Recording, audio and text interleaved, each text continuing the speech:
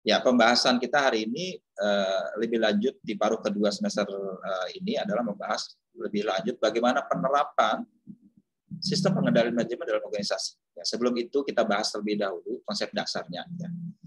Pertama, bagaimana kita mendesain, ya, merancang, dalam bahasa Indonesia merancang, dan mengevaluasi sistem pengendalian manajemen. Ya.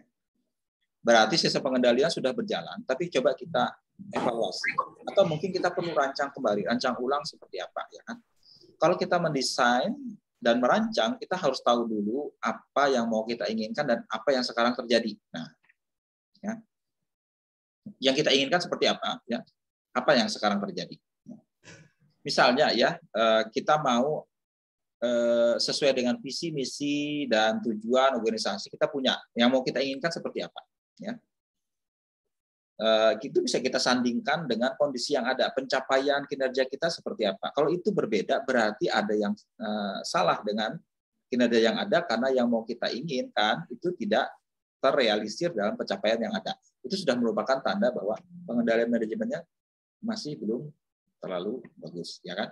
Dan kita harus mengevaluasinya. Apa yang salah di dalam pengendalian manajemen? Ya, apakah salah di sistemnya, dalam desainnya, atau memang di pelakunya, atau memang implementasinya kurang tepat. Itu bisa kita evaluasi berdasarkan itu. Ya. Nah, berkaitan dengan apa yang mau kita capai, ya kan? Kita harus menanyakan kembali, ya, apa yang mau kita ingin capaikan. What is desire? Apa yang kita mau inginkan adalah apa yang kita telah apa pengendalian yang kita gunakan dan seberapa ketat kita menggunakan pengendalian itu, ya kan? Seperti dibahas di sebelumnya di konsep dasar pengendalian itu kita berusaha, ya, namanya kendali, ya kan, membuat sesuatu itu sesuai dengan yang kita tuju, ya, kita kendalikan, ya, mirip menyetir atau ini kalau kita mau ke sana kita arahnya ke sana, jangan mencong sana kemari, yaitu mengendalikan kita tetap di jalurnya, on the track, sesuai dengan yang kita inginkan. Ya. Nah, kendali itu apakah sudah tepat kita gunakan? Nah, dalam konteks pengendalian manajemen kita melihatnya seberapa ketat. Ya, pengendalian itu ketat dan longgar, ya. Kalau ketat itu semakin banyak yang kita kendalikan, caranya semakin banyak, mekanisme semakin banyak, semakin teliti orangnya, itu sudah merupakan pengendalian yang lebih ketat. Nah, itu ya, what is design itu tergantung dari, saya bilang tadi, dari tujuan dan strateginya. Ya, apa actionnya, apa result yang mau kita inginkan. Jadi organisasi harus punya dulu. Umumnya sudah ada, ya, organisasi besar yang formal sudah ada apa ya, visi-visinya, tujuan, sasarannya, kemudian bagaimana strateginya, itu sudah ada. Itu akan jadi patokan. Itu yang mau kita capai, ya kan? Itulah tujuan atau destination kita dalam melakukan operasional sehari-hari. Ya. Kita cocokkan kalau misalnya ternyata ada penyimpangan, ya, yang kita capai tadi tidak tercapai, berarti ada masalah. Ya. Masalahnya ada 3, ya. Semuanya ada 3, sesuai nama saya TRI. Ya, ada 3. Ada 3 masalah dan ada 3 pemecahan. Ya. Pertama, masalahnya adalah mungkin kita kurang memberikan arahan kepada manajemen di bawah, ya, kepada bawahan. Ya. Pengendalian manajemen ini berkaitan dengan bagaimana manajemen mengendalikan bawahannya. Sebenarnya bawahannya bisa ada manajer, lower manager di bawahnya atau berada di bawahnya lagi. Ya. Apakah memang kita kurang memberikan arahan? Kemudian apakah orang yang mengerjakan itu kurang motivasi, lack of motivation, ya, kurang motivasi, ya, kurang bisa bekerja keras, ya, kurang bisa mengerahkan daya upayanya, itu berarti motivasinya kurang. Ya. Atau masalah ketiga, memang ada keterbatasan pribadi sehingga yang bersangkutan tidak bisa melakukan apa yang harusnya dikerjakan. Ini harus kita coba telaah apakah ini memang terjadi seperti itu. Dan bagaimana kita melakukan pengendalian itu ada 3 juga. Jadi ada 3 masalah dan ada 3 cara kita mengendalikan. Bisa mengendalikan lewat hasil, bisa mengendalikan lewat tindakan, dan bisa mengendalikan lewat orang. Ya, hasil, result, action tindakannya, atau orangnya. Nah, ini, ya, sudah saya terangkan di tadi di video tadi, ya. Nah, sebaiknya kita mulai dulu dari orang dulu, ya. Orang adalah yang kita andalkan untuk mengerjakan. Kita pilih orang yang tepat, siapa bisa mengerjakan, ya, orang itu tepat, punya motivasi, punya kemampuan yang bagus, ya. Kita pilih melalui seleksi, dilatih, di training, diberikan sumber daya, alat peralatan dan sebagainya. Kemudian kita bentuk budayanya sehingga mereka bisa mengendalikan diri mereka sendiri dan bisa saling mengendalikan satu dengan lainnya, itu harus kita bentuk melalui budaya organisasi. Nah, tiap jenis pengendalian ini, ya baik pengendalian hasil, pengendalian tindakan maupun pengendalian orang, itu ada baik buruknya, ada baik buruknya, sudah terangkan juga tadi. Itu ya sekilas mengenai konsep dasar tadi. Ya. Kemudian dalam pengendalian hasil, ya kan ada 3 tadi ya. Tapi di perusahaan swasta umumnya itu mereka umumnya menggunakan pengendalian hasil. Ya. Pengendalian hasil itu sebenarnya pilihan terakhir. Ya. Pengendalian orang yang pertama, orangnya dulu kita bisa kendalikan. Kemudian pengendalian tindakan, tindakannya dulu kita kendalikan, atau pengendalian hasil. Ya. Pengendalian hasil kenapa dikatakan terakhir? Karena pengendalian hasil ini itu punya efek samping yang bisa membahayakan, disfungsional istilahnya. Ya. Sebaiknya terakhir saja digunakan. Tapi umumnya banyak digunakan karena itu itu mengarahkan untuk hasil yang kita inginkan. Apalagi di perusahaan swasta, jelas mereka mau ada hasil, ya kan? Sekarang arah itu juga dibawa, ya result oriented culture itu sudah dibawa juga ke lembaga-lembaga non swasta, non private di nirlaba, di pemerintahan juga mulai ditekankan pencapaian target, pencapaian kinerja, pencapaian ini sudah ditekankan di situ. Result oriented culture, budaya menekankan adanya hasil. Nah, berarti walaupun ini agak tidak disarankan, tetap kita harus perhatikan dan umumnya banyak digunakan. Ya. 3 elemennya adalah pertama, kalau kita melakukan pengendalian hasil, terutama pengendalian hasil dalam bentuk keuangan, ya, itu pertama dibentuk dulu sub unit yang akan bertanggung jawab ke masing-masing hasil yang mau dicapai. Itu namanya Financial Responsibility Center, pusat pertanggungjawabannya. Kemudian kita mengadakan proses manajemen formal, ya, proses manajemen formal di mana kita melakukan bagaimana manajemen itu bisa melakukan proses secara formalitas dengan cara membuat perencanaan dan penganggaran, kemudian menetapkan target, ekspektasi kinerja dan standarnya untuk melakukan evaluasi. Apa yang kita kenal dengan perencanaan penganggaran itulah bagian dari pengendalian juga, karena itu akan menjadi patokan apakah bisa dikendalikan apa tidak, ya kan? Dan pengendalian perencanaan dan penganggaran itu salah satu bentuk campuran antara pengendalian tindakan dan pengendalian hasil. Karena tindakannya diatur melalui anggaran itu, ya. Hasilnya pun ditetapkan melalui anggaran tersebut. Jadi campuran 2 bentuk pengendalian utama ini. Dan biasanya kalau kita mau, harus ada juga kinerja itu memberikan motivasi, memberikan dorongan dalam hal yang paling gampang itu orang bekerja itu biasanya diberikan insentif. Nah, jadi mengaitkannya, ya, antara hasil yang mau dicapai dengan insentif tertentu yang diberikan. Ngomong kosong kalau kita tetapkan target tapi hasilnya ya terima kasih saja, ya, sekian dan terima kasih atas penghargaannya, ya nggak begitu, orang nggak akan termotivasi kalau semacam itu. Biasanya dalam organisasi swasta ada carrot-nya, stick and carrot istilahnya, ya. Ada umpan tertentu yang akan kita dapatkan kalau kita bisa mencapai target tertentu, ya. Karena jujur saja setiap orang itu kan pengen sesuatu. Biasanya dalam bentuk uang atau materi yang mau kita capai, ya kan. Selain ada non materi juga ada ya orang motivasi tertentu untuk itu, ya kan.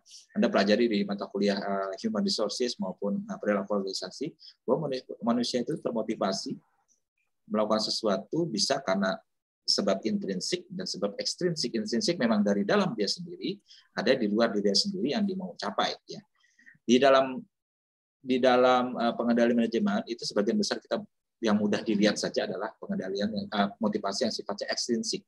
Bagaimana itu dikaitkan dengan insentif yang diberikan. Insentif macam-macam, ya, dalam bentuk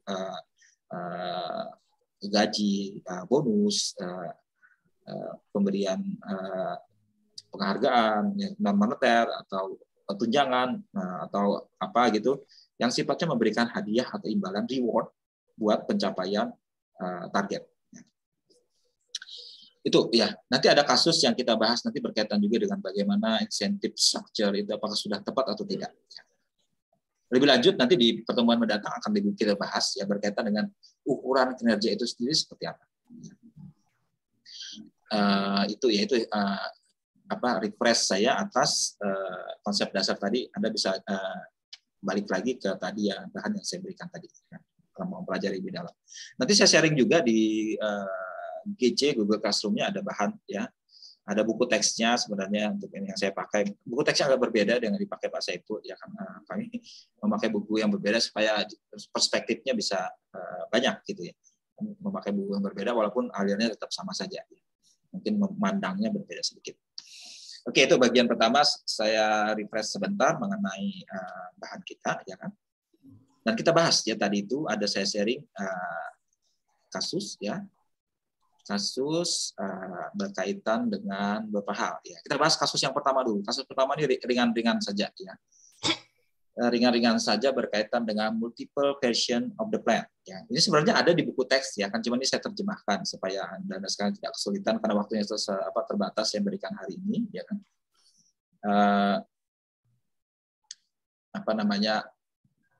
Saya coba terjemahkan, dibikin yang bagus, ya, disesuaikan. Untuk dijadikan bahan kita diskusi pada hari ini. Ya, ini yang pertama ya, multiple version of the plan. Ini ada satu kasus ya, Anda sudah baca juga di sini ya. Ada seorang analis keuangan muda namanya Anthony Rizzo ini yang bekerja di satu perusahaan ya. Dia rencananya mau presentasi program restrukturisasi perusahaan ya, corporate restructuring program ya, yang dikembangkan oleh direksi. Dia bekerja sebagai asisten untuk salah satu direkturnya perusahaan ini, Tom Thompson. Nah, dia nanti akan mempresentasikan, ya, program yang mau dijalankan ini, program restrukturisasi ini, ya. Karena selama ini akhirnya kalau pada mau tahu ya. Selama ini yang ada ini ya terlalu banyak pemborosan atau pengeluaran ya. Jadi kalau dengan program ini pengeluaran akan terjadi sebesar $100 juta ya, dengan sambil mempertahankan tingkat pendapatan yang ada saat ini. Jadi ada semacam pengetatan pengeluaran di dalam program ini ya. Sehingga dengan berkurangnya biaya atau pengeluaran, maka rasio biaya operasi akan semakin rendah, itu semakin baik katanya. Ya. Manajemen memandang tujuan pengurangan biaya ini sebagai keharusan, tapi juga melihatnya sebagai keperluan atau memang diperlukan untuk membangun kredibilitas dengan menunjukkan kemampuan perusahaan untuk memenuhi tujuan pentingnya. Dan dia akan mempresentasikan program ini di depan direksi, di depan pihak-pihak berkepentingan, mungkin ada komisaris juga di situ, ya kan. Dan dia sudah membuat itu rencananya hari Minggu dia mau presentasi. Dia sudah siapkan dari hari Rabu, ya, tryout di hari Kamis, ya kan.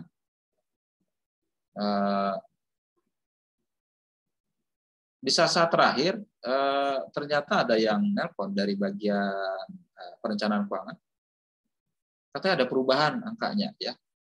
Karena ada yang masuk lagi biaya sehingga apa yang sudah dibikin semula itu mungkin berubah ya.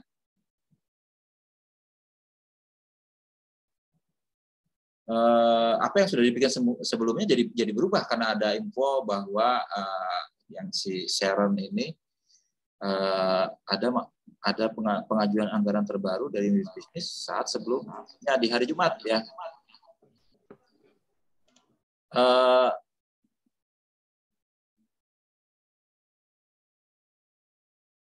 Dari sini dampaknya adalah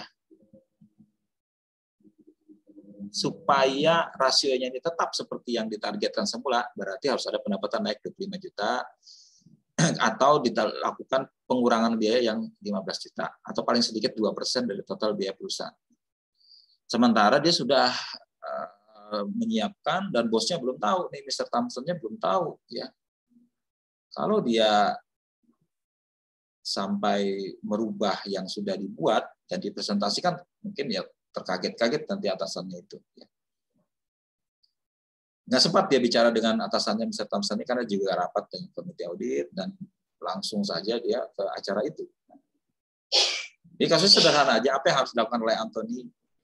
Apakah dia harus ubah atau bagaimana? Kita bahas di hari ini. Ya. Apa yang harus dilakukan? Apakah dia harus sesuai dengan presentasi awal, ya, mengabaikan saja informasi tadi kita bawa yang awal, atau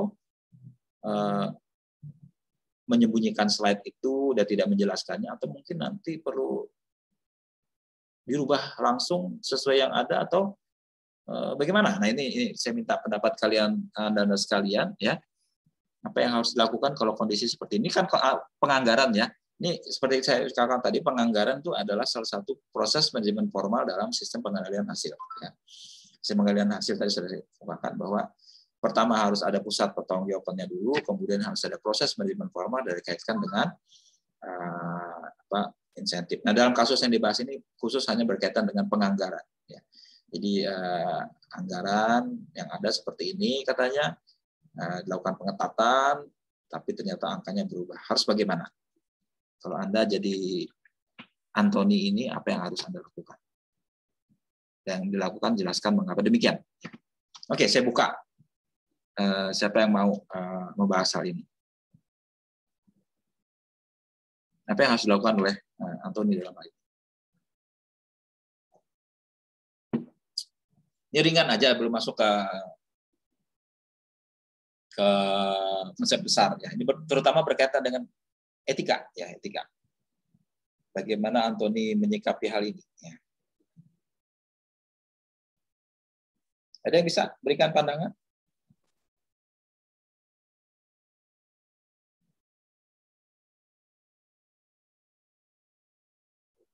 Silakan. Selamat malam. Malam. Assalamualaikum Pak. Saya Hajar Sulistiono Pak. Saya di Pak. Ya. Silakan Pak. Di Surabaya Pak. Ya sebagai mana diketahui bahwa sistem pengendalian ini berhubungan dengan anggaran, seharusnya Anthony tetap mempertahankan rencana awal Pak. Jadi menurut saya pertimbangan anggaran yang sudah diajukan oleh stafnya dia itu sementara di hold dulu, dia harus berusaha untuk mempertahankan rencana awal untuk mengajukan ini ke pimpinannya dia, sehingga apa itu tidak merubah anggaran yang sebelumnya sudah diajukan. Ya. Jadi barangkali itu yang mungkin bisa saya sampaikan. Makasih. Jadi tetap pada rencana awal Pak ya. Siap. Pada awal. Itu nanti aja gitu ya. Yang kalau ada perubahan. Ya betul. Ya, kalaupun ada perubahan nanti sudah mereka melakukan pertemuan. Oke, ya. Itu pendapat Pak. Siapa panggilannya Pak? Pak Sulistiono Pak. Pak Sulistiono ya. Selamat malam Pak Tri. Ya silakan. Pak Anas. Terima kasih. Mungkin alhamdulillah baik Pak. Mungkin saya sedikit agak berbeda dengan Pak tadi ya, Pak yang di depan tadi. Artinya biasanya kan kalau kita ada presentasi kita punya ada beberapa hal yang kita perlu sampaikan. Kalaupun itu terjadi perubahan, kita kan punya skema-skema yang akan kita sampaikan kepada pemilik ataupun di Dewan Komisaris.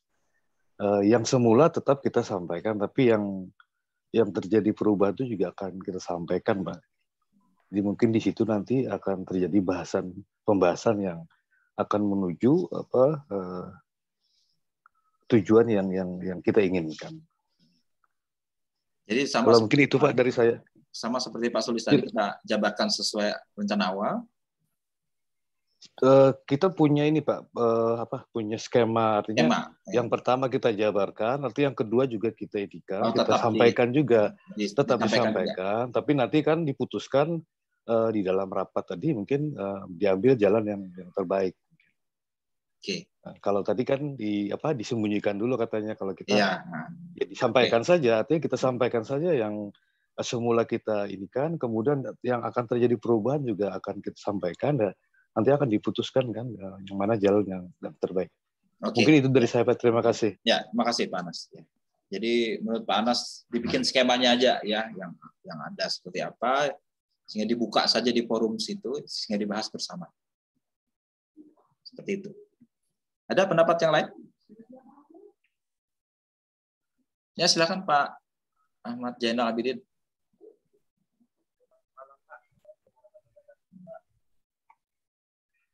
Suaranya Pak, nggak kedengaran?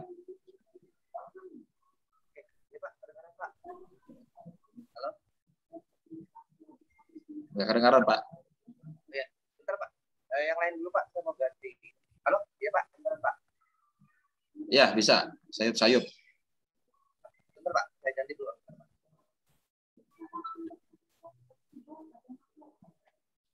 Oke, yang lain dulu ya. Seperti apa? Atau ada punya pengalaman seperti ini ya? Sudah siap-siap. Siapa? Presentasi tiba-tiba berubah. Nah. Siapa Pak? Oke, terima kasih Pak. Pak Muslim ya. Oke.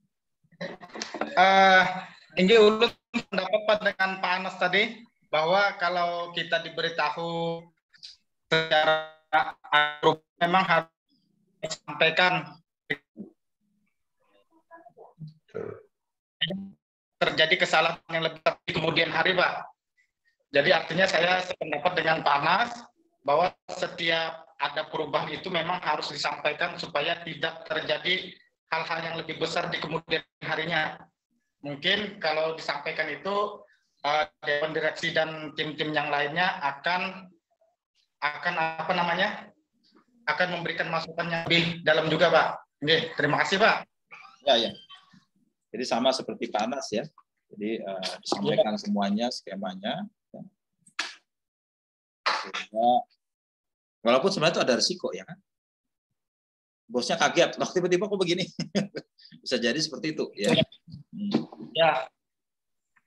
Oke, yang lain? Halo Pak, Assalamualaikum Pak. Silakan.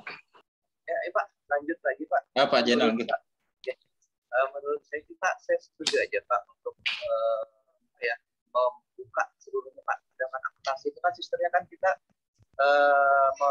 sesuai dengan data ya Pak ya, akuntansi Pak. Jadi menurut saya sih dibuka aja Pak di forum nanti, tidak bisa kita sembunyikan melalui slide-slide tadi Pak. Kita kan yang di awal tadi kan bisa mempresentasikan rasio biaya yang sebenarnya gitu Pak, tanpa harus menyembunyikan yang slide yang ada Pak. Jadi dibuka aja di forum itu Pak.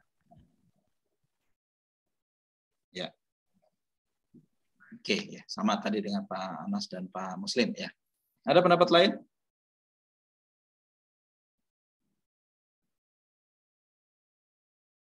Jadi saya bilang ini ada risiko ya kan. Kita tahu menurut tadi itu ya, kita lihat dulu tadi ya.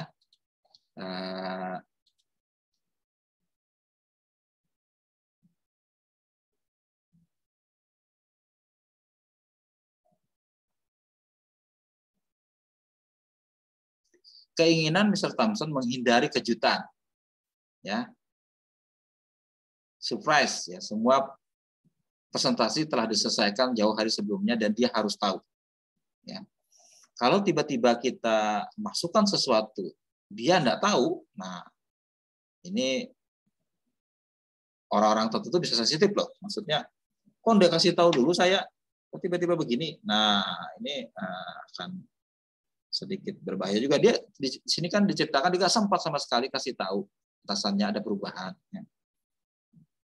Itu akan sedikit banyak juga berdampak. Kenapa seperti ini? Nah, orang tertentu agak sensitif ya. Kenapa tidak dikasih tahu terlebih dahulu ya? Dan sebagai bawahan kita harus memposisikan diri ya. Kita harus tahu keinginan atau kebiasaan atasan kita harus tahu. Nah, akankah ada risiko semacam itu terjadi kalau kita paparkan dibuka di forum tanpa dia tahu lebih dahulu, tanpa dia cek terlebih dahulu? Ya. Bisa jadi seperti itu. Gimana ini? pendapat yang lain kalau ternyata ada risiko semacam itu. Ya.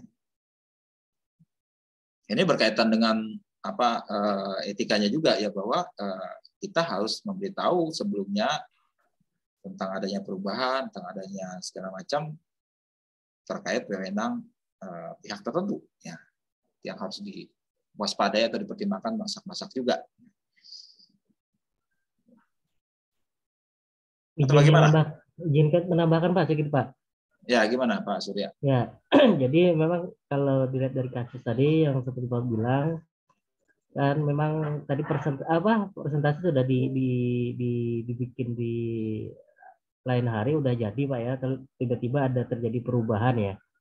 Nah mungkin memang agak berat Pak ya menurut saya kalau Anthony harus merubah secara angka yang sudah akan dipresentasikan. Nah namun memang kalau menurut hemat saya ya si Anthony tetap harus berterus terang Pak mengenai perubahan yang terjadi. Nah agar tidak ada perbedaan informasi yang muncul nanti gitu Pak di Dewan Komisaris.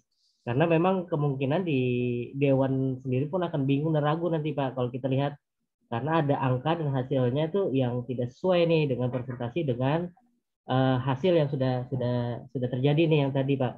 Nah mungkin seperti itu Pak. Artinya memang harus ada terus terang lah terkait perubahan angka yang terjadi tadi Pak dengan Dewan Komisaris dan CEO-nya Pak.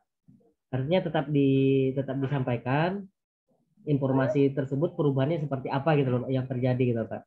Mungkin seperti itu aja Pak menurut saya Pak. Ya. Oke, jadi tetap perlu diungkapkan. Oke, yang lain. Ada lagi kita masukkan. Kita harus timbang masak-masak nih ya. Semakin banyak kita berpikir, semakin banyak kepala memikir, lebih matang kita maksud pandangnya. Silakan yang lain.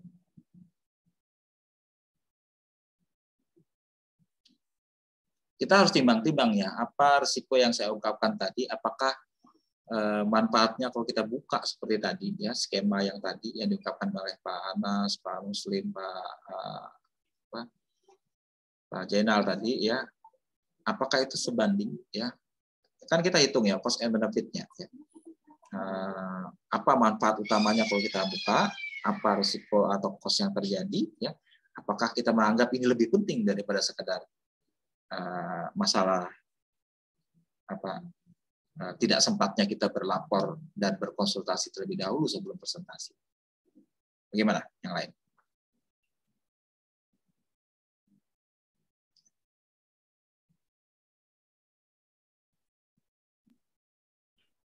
Sedikit juga Pak. Nah, namun Pak, kalau untuk perubahannya, jadi kita harus secara detail Pak mengungkapkannya Pak. Unsur-unsur apa saja yang sudah berubah gitu loh Pak.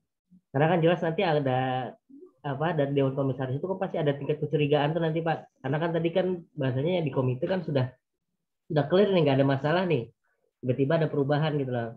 Kalau biasa kita di perusahaan, kalau saat memang di presentasi itu ada berubah,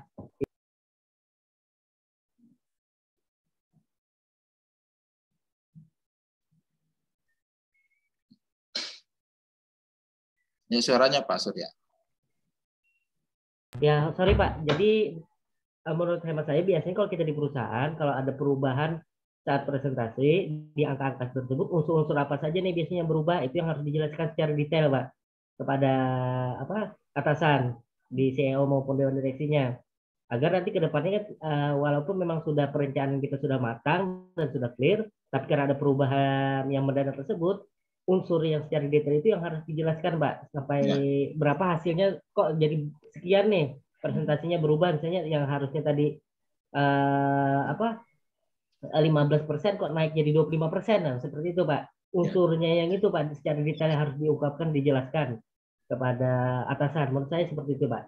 Terima kasih. Ya, oke, makasih Pak Surya.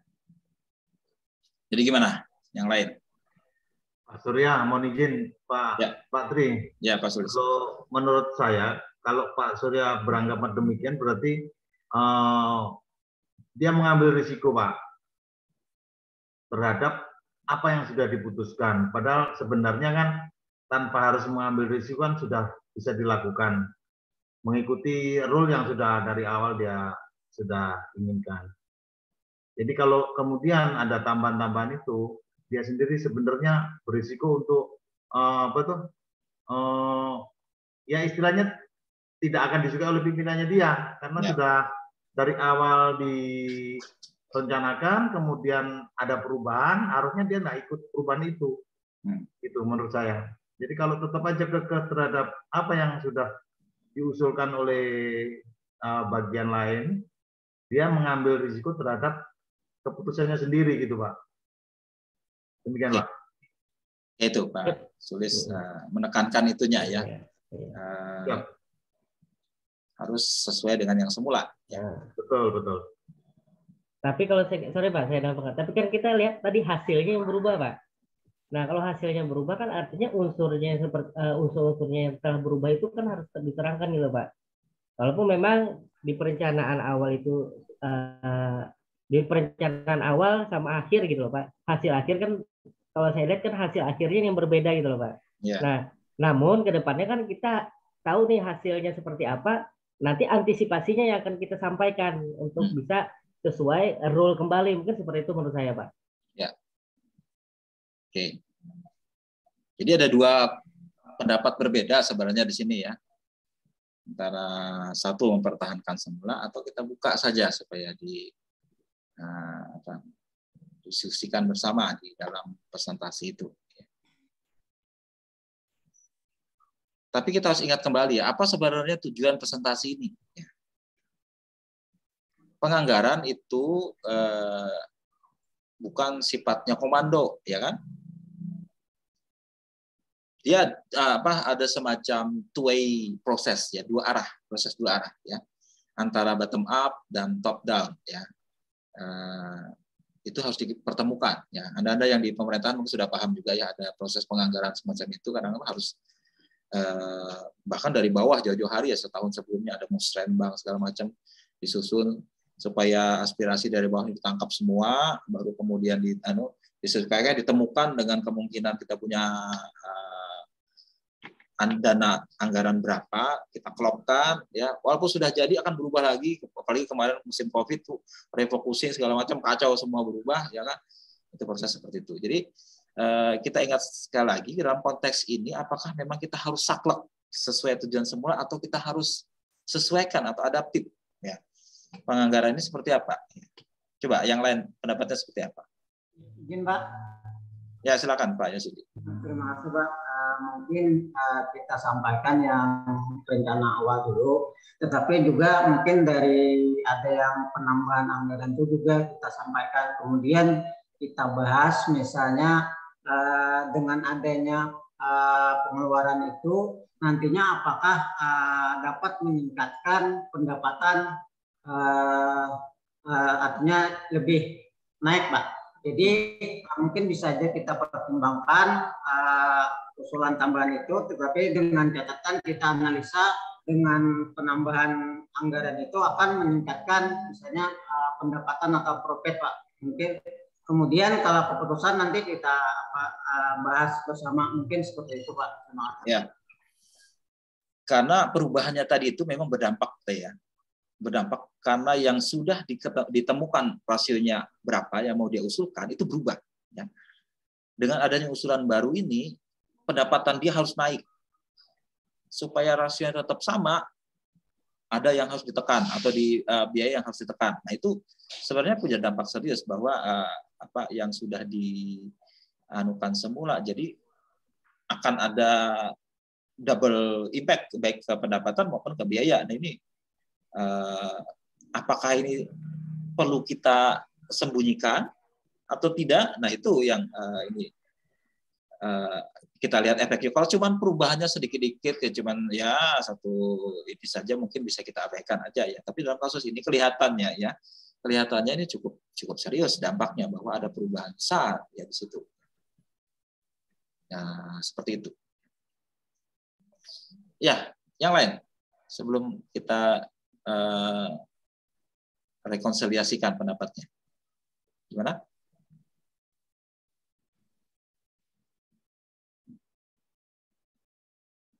Ada pendapat lainnya?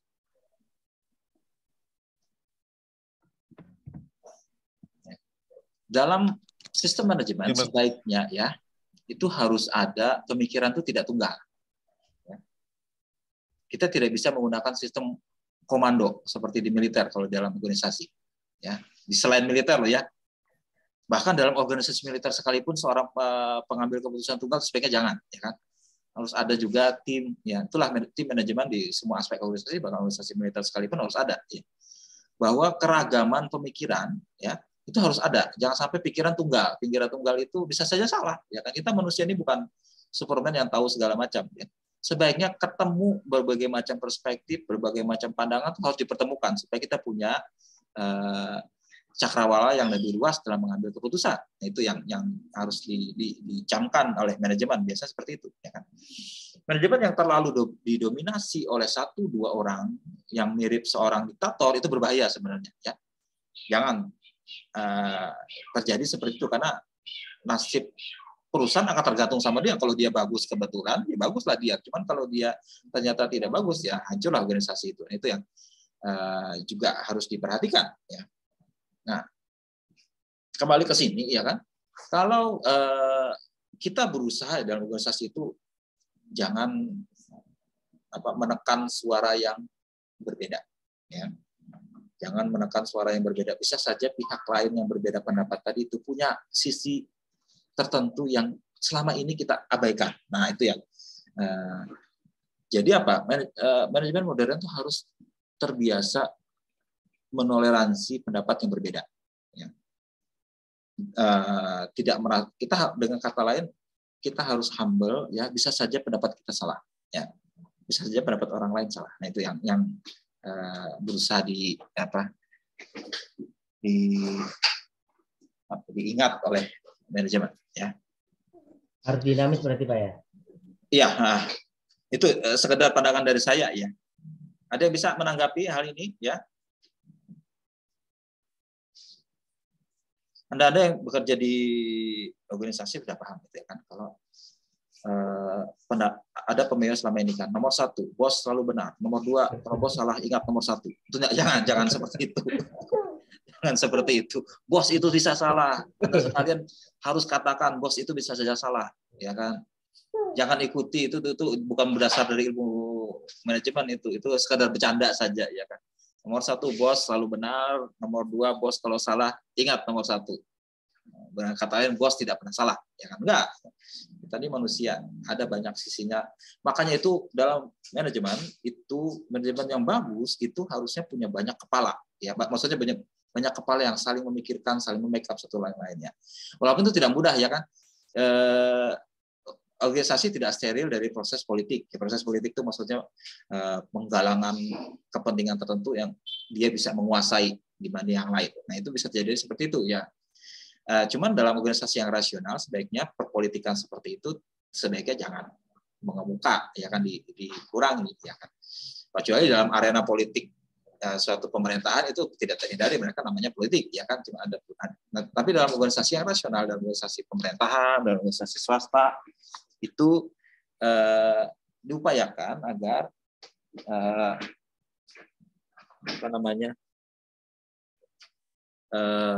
proses rasional itu akan terjadi. Nah itu ya salah satu bentuk proses rasional terjadi kalau ada pertukaran pemikiran, pertukaran pendapat, saling misalnya ya seperti kita diskusi sekarang ini ya.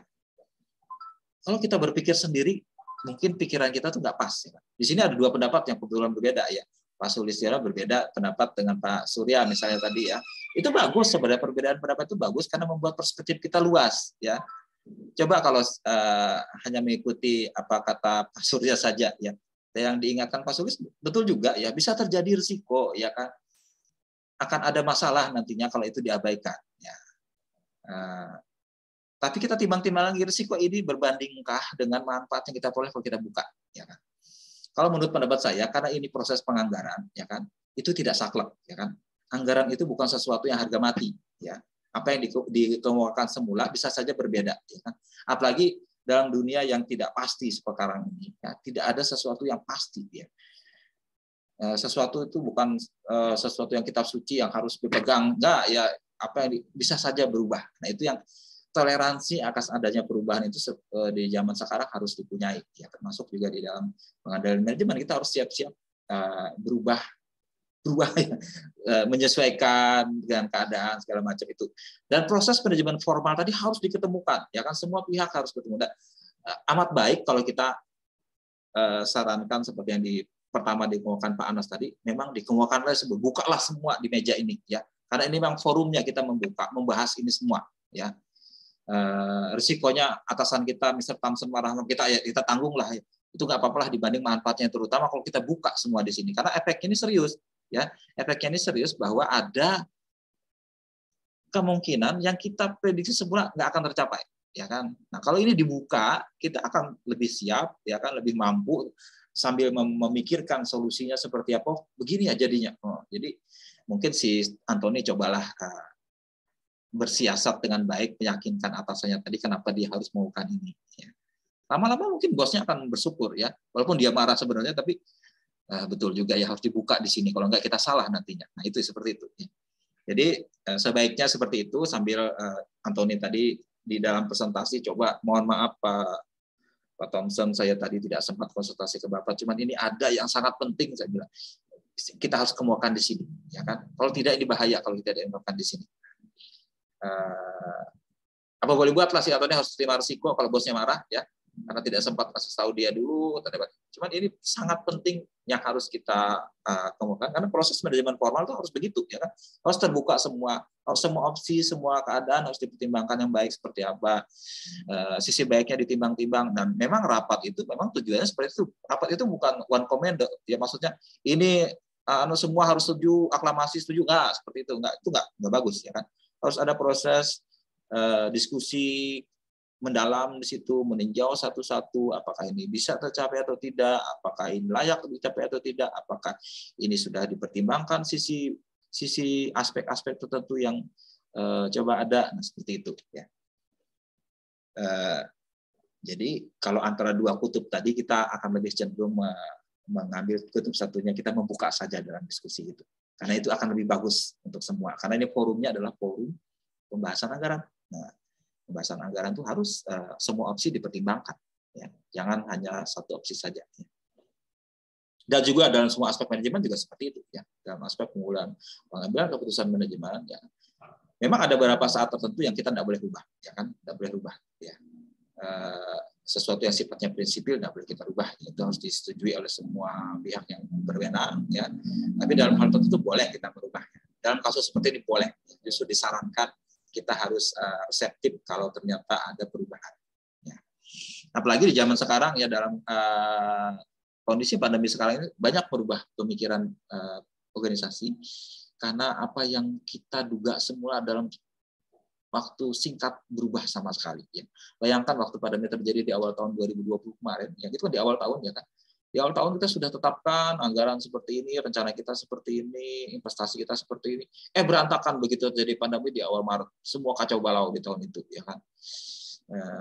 Rencana gagal, rencana nggak jalan, apa yang ada di rugi, ya segala macam, ya. Itu berbuat seperti itu. Dan itu akan di masa depan akan tidak mungkin, dan probabilitasnya akan banyak terjadi kalau terjadi lagi semacam itu. Nah, itu. Ya, seperti itu, ya. Bahasan kita untuk kasus yang pertama ini, ya. Ada komentar lebih lanjut sebelum kita berlanjut ke kasus yang kedua?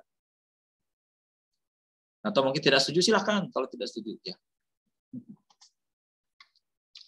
Jadi kalau Anda jadi atasan, ya, kita harus rendah hati, ya kan, rendah hati. Maksudnya kalau ternyata ada orang berbeda pendapat, mungkin dia, jangan kita merasa sok betul sendiri, ya, jangan, karena kita humility itu harus juga dipunyai oleh seorang atasan, ya kan.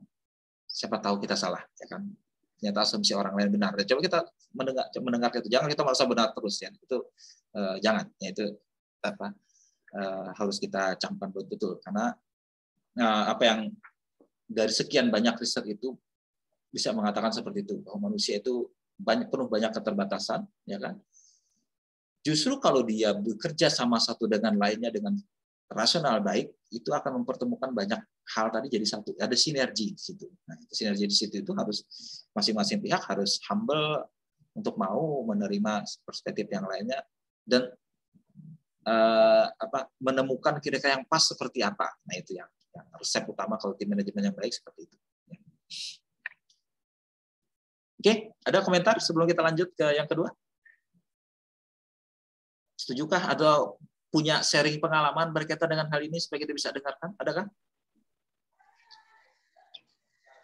Setuju aja, Pak. Oke.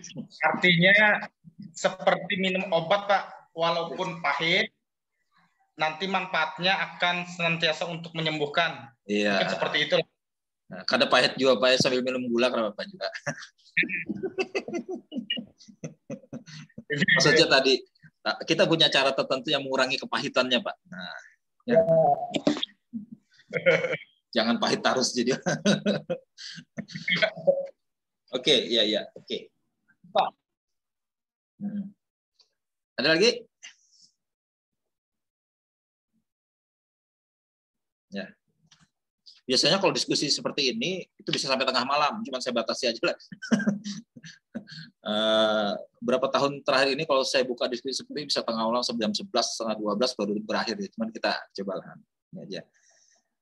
Oke. Kalau nggak ada lagi kita lanjut ke yang kedua ya. Yang kedua tadi yang saya sharing juga. Ini tolong dicatat ya nanti ya. Nanti saya minta Anda sekalian bisa mengumpulkan hasil diskusi kita ya. Itu dikumpulkan di minggu depan ya. Jadi ini yang rekaman kita diskusi saya juga simpan, nanti akan saya sharingkan, jadi Anda bisa simak lagi kalau misalnya ada yang terlewat atau gimana. Jadi cara seperti itu ya kan. Jadi kemajuan teknologi kita manfaatkan baik-baik ya kan. Kalau kita tidak punya catatan bingung, kita cari teman yang rajin mencatat baru kita ini. Ya sekarang nggak bisa, kita simak kembali rekamannya, balik lagi, bisa seperti itu ya. Mudah-mudahan saya ingat terus bisa merecord setiap kuliah kita. Oke.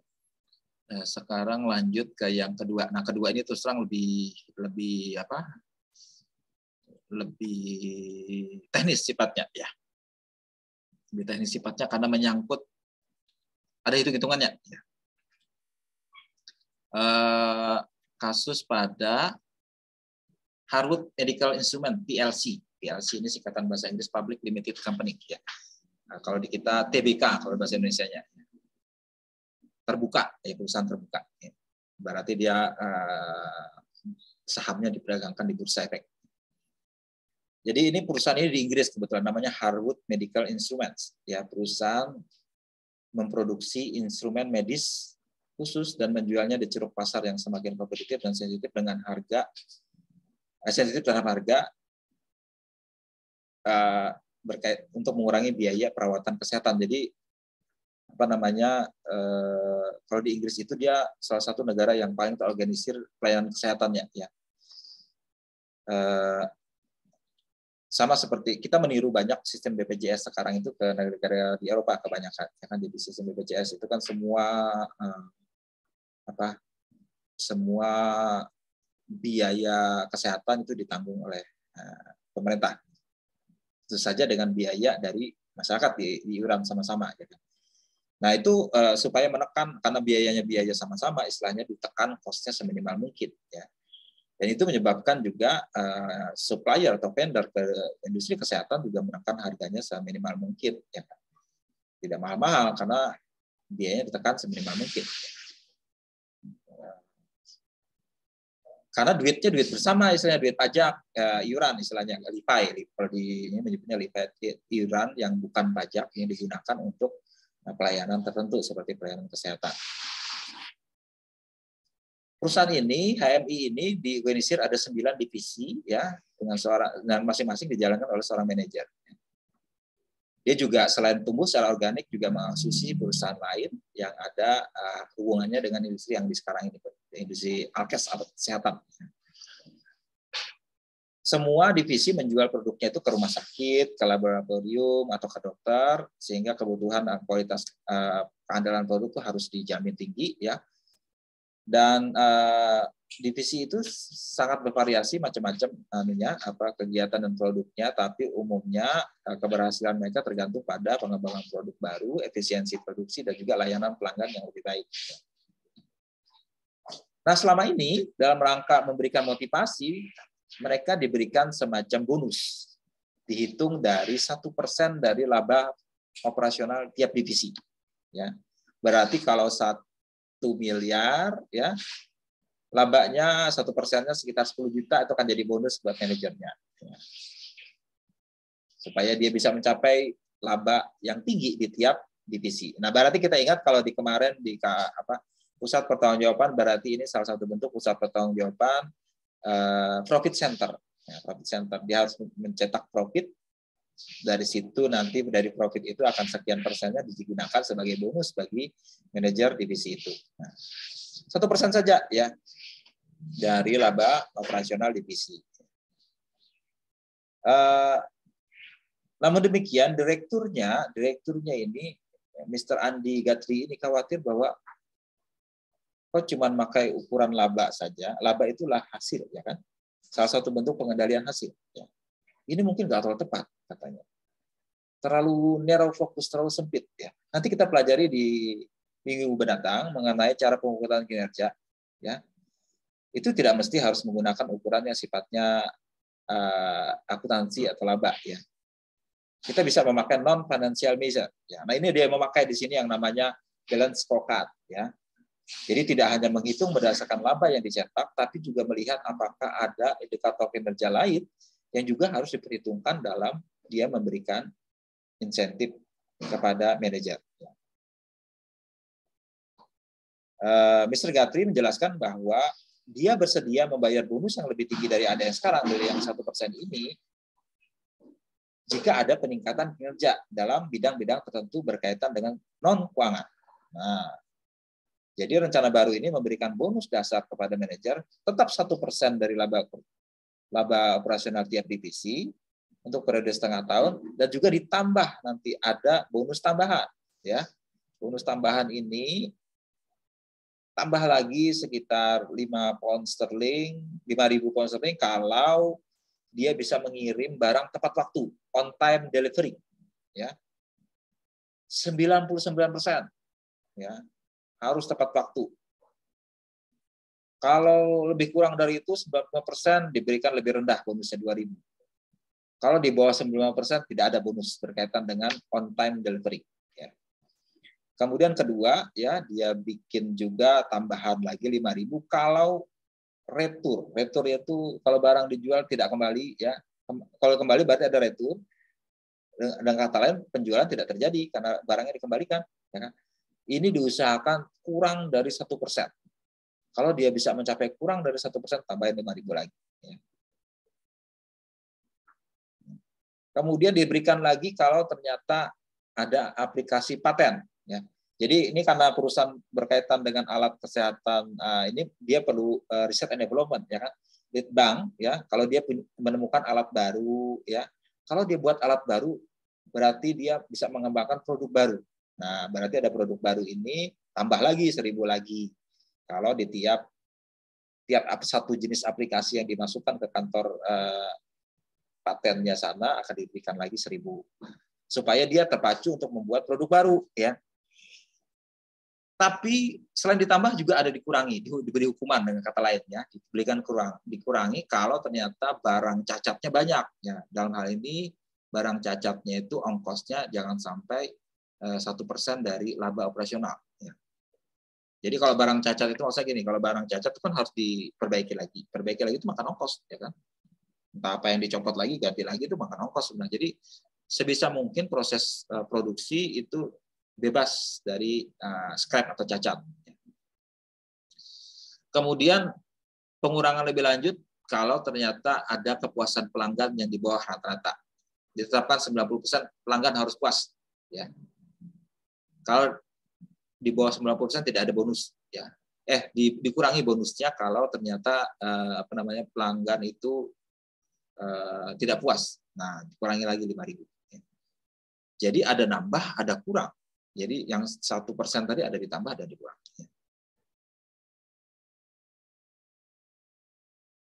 Bisa terjadi negatifnya banyak, ya kan, banyak dikurangi, ya kan. Sama sekali tidak ada bonus nantinya. Nah, itu yang. Dan kebetulan jumlahnya negatif tadi hanya berlaku di periode itu, tidak dibawa di periode berikutnya. Ini contohnya kalau dua divisi, dia punya dua divisi kan, divisi bedah dan divisi ultrasound. Ya, ultrasound ada dua ini ya. Jadi kalau penjualannya 42.000, profitnya sebesar ini bisa dihitung dari sini kan, on time delivery berapa, sales return berapa, aplikasi yang dimasukkan berapa, ya kan? Scrap atau rework cost itu berapa ada di sini ya. Terus customer satisfaction-nya berapa persen ya. Misalnya di surgical ini 78%. Padahal patokan kita 90%, berarti ini nggak mungkin dapat ini. Ya. Ini juga naik 80%, tapi tetap di bawah 90%. Jadi tidak ada yang pasti dikurangi di bonusnya nih, karena di bawah 90%. Yang ultrasound juga di bawah 90% sebenarnya ya. Baru di semester kedua baru dia naik jadi 91%. Nah, dari dua divisi ini ya, divisi surgical instrument, alat bedah itu seperti gunting, pisau dan sebagainya digunakan buat bedah itu dokter itu. Pasar untuk produk-produk ini sudah matang dan pertumbuhannya relatif lambat, tidak banyak inovasi yang dibutuhkan, tapi mengendalikan biaya sangat penting ya demi untuk menekan cost ya. Sedangkan divisi satunya, divisi alat ultrasound itu untuk USG biasanya ya, untuk yang melihat dalam organ dalam ini tanpa harus operasi kan ada dilihat ya. Seperti ibu hamil ya kan. Saya pernah juga ultrasound waktu melihat ini saya hati sama batu empedu ada masalah kemarin itu dilihat. Padahal cuman kecil aja, cuman berapa mili bisa dilihat pakai ultrasound ternyata. Ada penggarisnya, klik tariknya. Oh ini Pak sekitar 1-3 mm kata. Wah bisa dilihat Pak. Iya bisa kelihatan dari situ. Ada batu empedu 1-3 mm katanya. Itu kan alatnya canggih, bisa menghitung tanpa harus membuka. Oh, ini bisa dilihat dari luar. Termasuk juga waktu melihat bayi juga bisa dilihat ultrasound ya kan. Yang ketahuan laki-laki atau perempuan anaknya bisa kelihatan. Dulu dokternya suka bercanda, nah Pak ada biji salaknya Pak. Biji salak kenapa? Itu biji salak berarti laki-laki Pak katanya gitu. Oh gitu dok ya itu saya. Jadi ada ultrasound seperti itu ya. Nah ultrasound ini berbeda ya kan. Ultrasound ini kebetulan diakuisisi ya kan. Diakuisisi, dia tidak bangun sendiri tapi diakuisisi ya. Ini pertumbuhannya tinggi, keuntungannya juga luar biasa. Dan nah ini mau mati lampu lagi. Mohon maaf nah, kalau nanti tiba-tiba mati ya. Kemudian dia harus bisa mempertahankan keunggulannya karena ini produk yang teknologi tinggi, harus mengandalkan kecanggihan dia memproduksi ya kan. Dan alat ini cepat sekali obsolete ya, karena cepat sekali seperti produk teknologi yang lain akan cepat banyak usang keunggulannya. Kalau alat-alat sederhana seperti gunting dan sebagainya itu kan ya. Kita lanjut lagi ya. Jadi halo ya. Sambilan. Oke, kita lanjut lagi ya.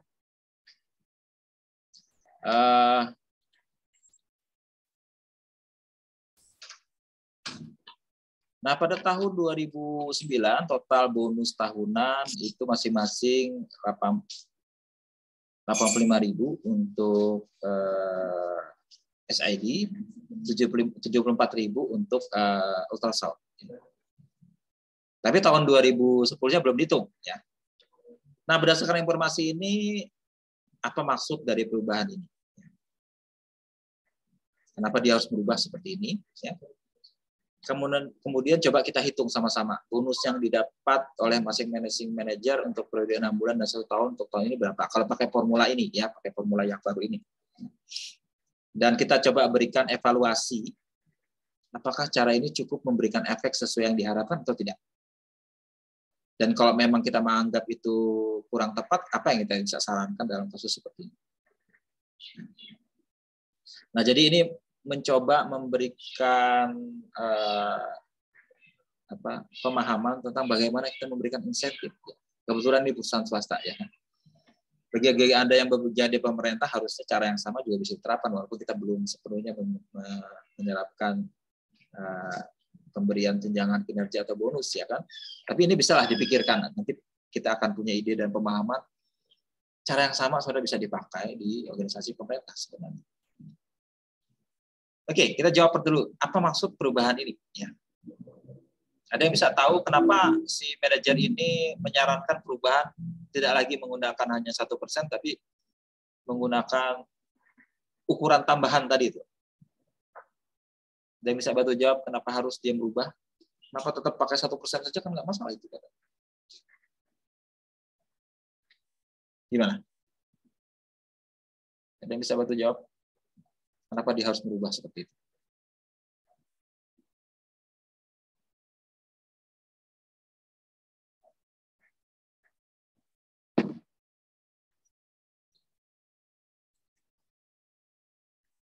Kenapa tidak cukup hanya menggunakan angka yang sederhana saja, rumusnya 1% saja bonusnya?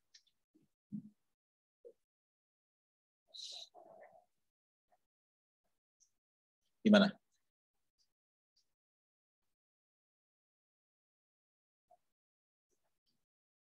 Saya pernah bekerja sebagai auditor ya, mengaudit satu BUMN ya. Saya dulu sempat terkaget-kaget kan itu penugasan saya yang pertama. Begitu kami mengumumkan bahwa perusahaan itu mendapat wajar tanpa pengecualian, langsung tepuk tangan, ore katanya.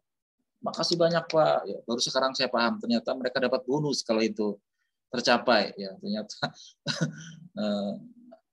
bos saya itu disebut sama mereka, oh Pak Bonus datang, Pak Bonus. Karena kalau dia memberikan pendapat ini WTP, mereka dapat bonus ternyata. Saya dulu nggak paham, karena waktu itu nggak tahu kebiasaan kalau di sebuah swasta nggak seperti itu itunya, nggak seperti kontras itu. Walaupun ada mereka bonus, cuman bonus itu individual, seperti kasus seperti ini, ya kan? Tidak global seperti itu. Ternyata mereka akan dapat bonus kalau misalnya tercapai laporan keuangan dapat WTP gitu. Seperti itu. Oke, ada yang bisa bantu jawab? Kenapa harus dilakukan perubahan seperti ini? Atau setuju atau tidak dengan cara perubahan seperti ini? Izin, Pak. Ya, silakan. Kalau menurut saya ya, Pak, kenapa kalau menurut saya lebih menguntungkan dengan perubahan yang seperti ini, Pak, karena secara tidak langsung itu perusahaan itu tuh sebenarnya ingin meningkatkan kinerja karyawannya. Tapi kalau yang kinerja karyawan di bidang pelayanan kan Pak, tadi misalnya kalau tingkat returnya rendah karena segini, kalau dia bisa barangnya sampai dikirimnya cepat naik segini. Jadi sebenarnya secara tidak langsung perusahaan ini ingin meningkatkan kinerja untuk meningkatkan kepuasan pelayanannya di bidang yang pelayanan tadi Pak, kepuasan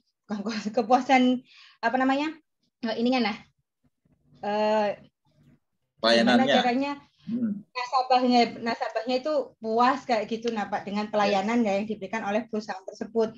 Makanya kan kalau saya lihat nih angka-angkanya yang berubah itu kan yang paling tinggi kan bagian pelayanan. Kalau misalnya banyak returnya nanti yang nilainya juga akan turun gitu, nilai bonusnya juga akan turun gitu. Kalau kita cuma 1% di yang cuma satu bagian kan ya mungkin perubahannya, kalau saya nggak ngerti proses akuntansi ya Pak ya, tapi kalau menurut saya perubahannya itu mungkin kurang kayak gitu loh Pak. Tapi kalau dengan memberikan angka yang agak tinggi, kemungkinan besar kan karyawan mereka kan pasti berpikir, oh kalau misalnya aku pelayanannya bagus, pasti nanti bonusnya akan lebih tinggi. Jadi itu akan meningkatkan kinerja mereka. Kalau menurut saya seperti itu Pak Tri. Ya, makasih Bu Dahlia. Bu Dahlia ini yang di BKKBN kan Bu ya? Ya Bu. Bu Dahlia BKKBN kan ya? Ya. Ya. Ya. Ya, itu. Yang kemarin kita penelitian. Iya, ya. Iya. Ya, karena saya nggak lihat muka Ibu, saya ingat Bu Dahlia aja ya. Saya nggak nyalakan kamera ya Pak. Ya nggak apa-apa. Karena sinyalnya di rumah saya jelek. Ya, yang Ibu bilang Bu Dahlia tadi sudah betul ya. Jadi mencoba ya memberikan pemahaman kepada manajernya untuk ada aspek-aspek lain yang harus juga diperhitungkan ya. Aspek pelayanan, ya kan, keunggulan operasional, ya operasional excellence dalam hal pengiriman tepat waktu, ya kan, memberikan barang yang memang berkualitas tinggi kepada pelanggannya, itu harus diperhatikan ya. Karena itu nanti kita pelajari di pertemuan mendatang bahwa itu harus diperhatikan karena itulah yang duluan terjadi sebelum laba terjadi. Ya, laba itu sebenarnya hasil akhir saja. Ya. Hasil akhir saja. Yang harus diperhatikan itu adalah pendahulunya, yaitu keunggulan kita dalam memberikan pelayanan kepada pelanggan.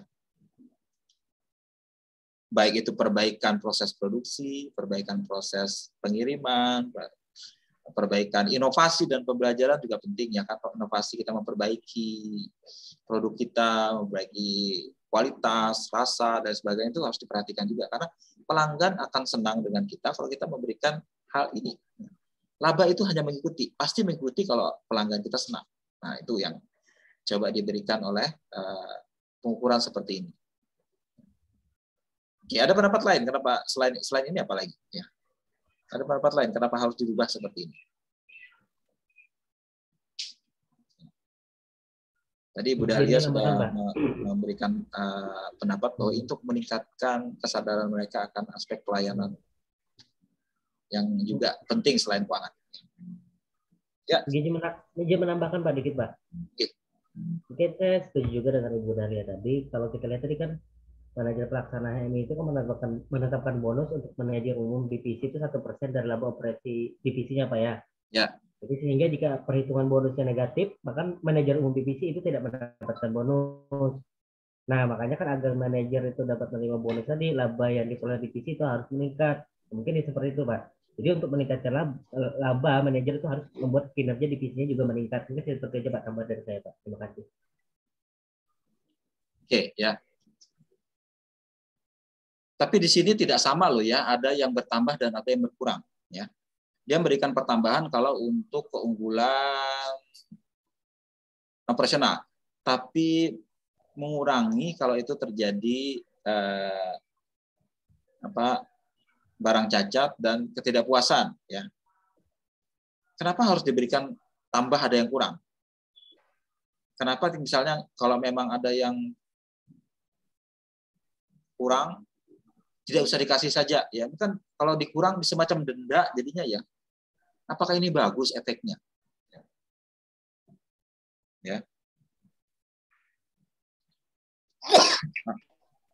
Ya. Ini ada dua yang berbeda di sini ya, dua cara yang berbeda sih.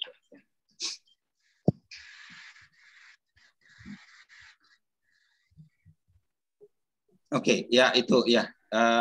Oke, nomor 1 sudah terjawab atau belum? Atau ada yang bisa menambahkan maksud dari perubahannya apa? Tadi Bu Dahlia sudah menambahkan. Ya. Ada lagi yang bisa menambahkan untuk nomor 1 sebelum kita naik ke nomor 2? Izin Pak. Silakan Bu, Ibu Herunisa ya. Mungkin sebagai motivasi aja Pak agar manajer umum tiap divisi itu bisa bekerja semakin produktif Pak. Jadi kan mereka bisa lebih seperti kata Ibu Dahlia tadi meningkatkan pelayanan dan seterusnya Pak. Itu aja mungkin. Ya. Jadi menyadarkan mereka akan hal-hal lain yang juga penting. Karena memang prinsip pengukuran kinerja nanti kita pelajari itu harus memasukkan hal-hal yang penting. Ya. Kalau dalam perusahaan kadang-kadang laba itu hanya konsekuensi saja, ya konsekuensi. Kalau kita punya keunggulan dalam pelayanan, otomatis kita akan pelanggan itu datang sama kita, ya kan? Kembali sama kita, membeli ke kita kalau mereka puas, ya.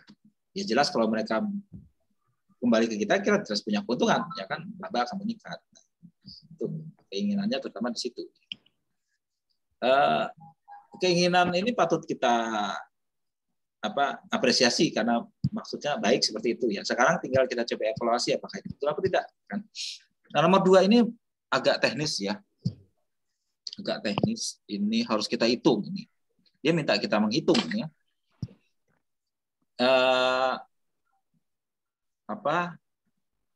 Saya coba pakai Excel aja ya. Kita hitung sama-sama ya. Sampai saya tunjukkan caranya. Saya buka Excel dulu.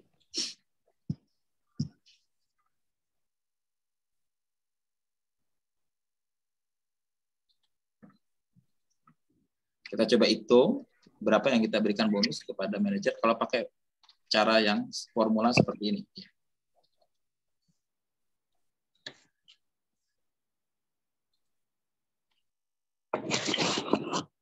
Atau yang sudah pernah ada menghitung? Ada yang pernah menghitung? Mungkin bisa kita harut.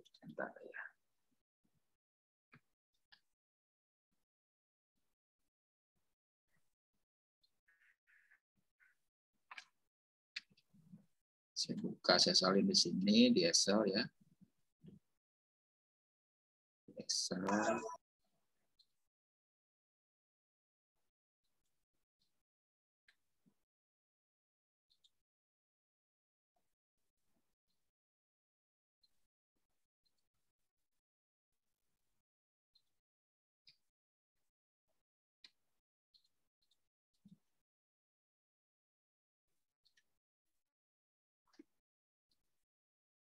Bentar ya.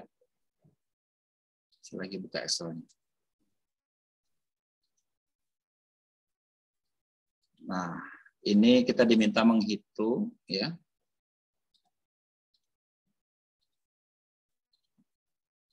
Diminta menghitung untuk masing-masing ini berapa ya. Ya, mohon maaf. Putus sambung ya. Kembali ke sini. Jaringan entah kenapa hari ini kok rewel sekali.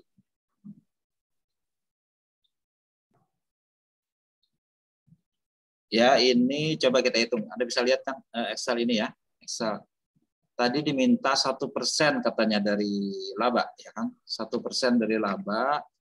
Ini kita bisa hitung 1% kali laba ini 4620.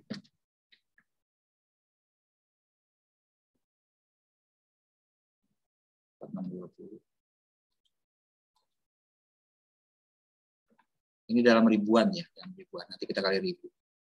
621%. Untuk yang ultrasound 6 bulan pertama dulu kita hitung ya. 3420.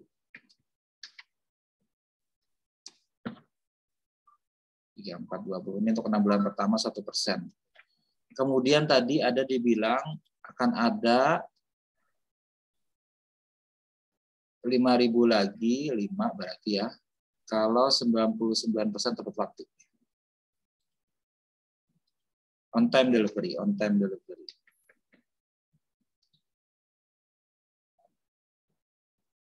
delivery OTD saya tulis ya, OTD ini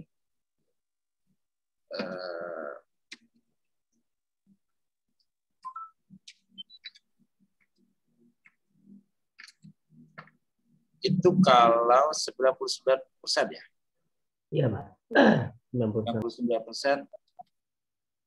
Ini kasusnya di sini di bawah 99%. Kalau untuk ini ya, berarti dia diberi 2000 berapa jadinya? 2000 aja ya, 2000 saja. 2000. Berarti 2. Ini kan dalam ribuan ya, 2000. Ya. Kalau yang ultrasound dia 98, tetap nggak sampai 99% ya? Sama, Pak. Sama 2 juga kita berikan ya. 2,5. Kemudian sales return itu harus berapa tadi? 1% ya? Sales return itu ya lebih dari 1%, Pak, dari laba. kurang atau sama dengan 1% dari penjualan returnnya ya. Iya.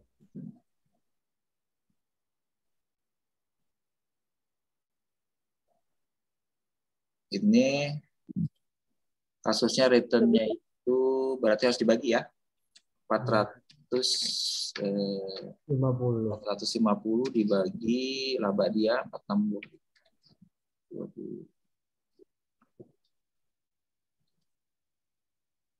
Oh, 10%. 10%. Berarti nggak dapat ya? Iya, Pak. Minus lagi tuh 5.078% aja soalnya di bawah 90. 10% bertambah tapi turun 50% ya. Turun sebesar 5% dari kelebihan di atas. Ini kan di atas 1%, 90%. Iya. Berarti kelebihan dia. 50% dari 5.000 kah? Oh, 5% dari 5.000 ya? Nah, anggaplah 5% dari 5.000 ya. Berarti dia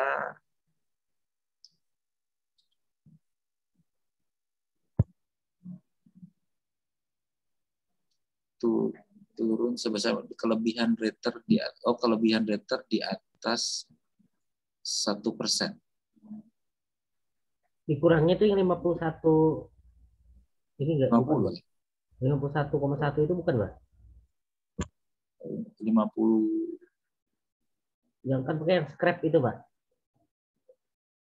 Enggak, yang ini return masih return. Oh, yang return. 50%. Berarti berkurang tuh. Kurang 50% dari 5.000, berarti kurang 2,5. Berkurang dia. Kemudian aplikasi paten untuk setiap berarti tambah 1.000 ya. Ini dia nggak ada ya, 0 paten.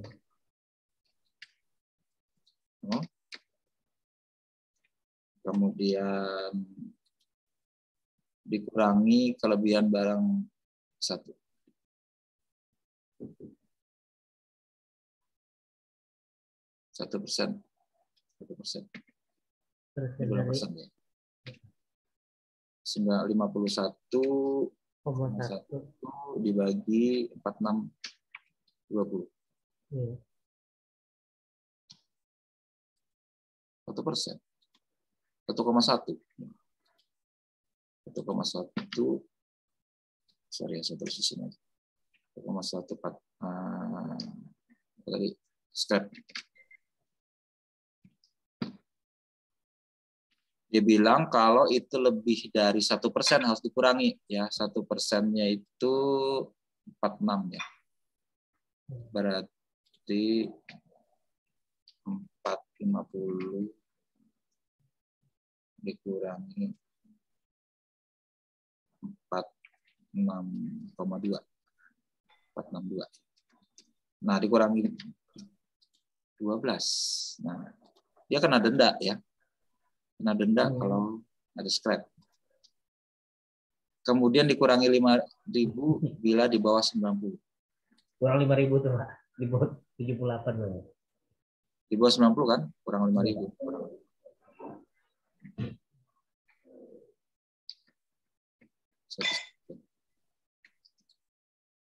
Nah, berarti rumus akhirnya adalah ini.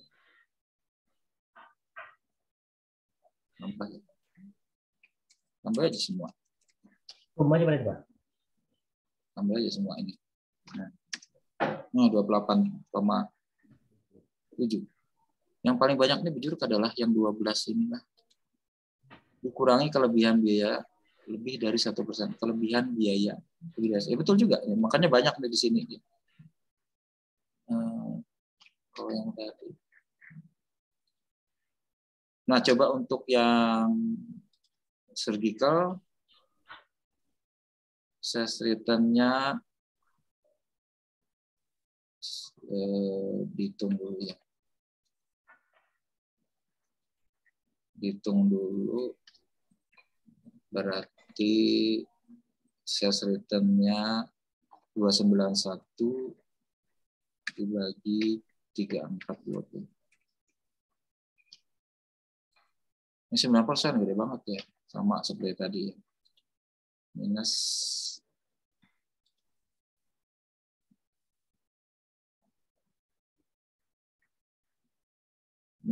sama.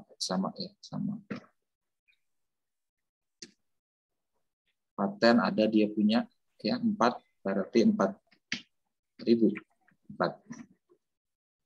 Kemudian scrap dihitung dulu berapa persentasenya. Scrap 39,7 dibagi 3420.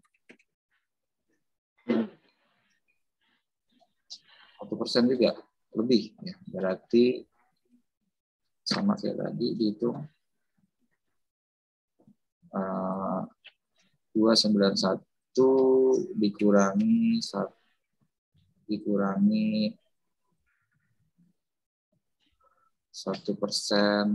342.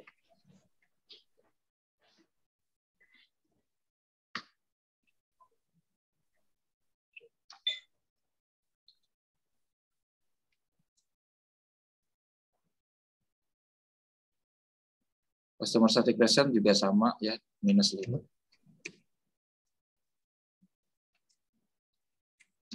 Nah, minus di hasilnya, kasihan. Kalau kasus ini tadi ya, jika penghitungan menghasilkan jumlah negatif, maka tidak menerima bonus ya. Nah, yang ini tidak menerima bonus, 0 ya, bonus. Nya 28,7, yang ini kasihan 0.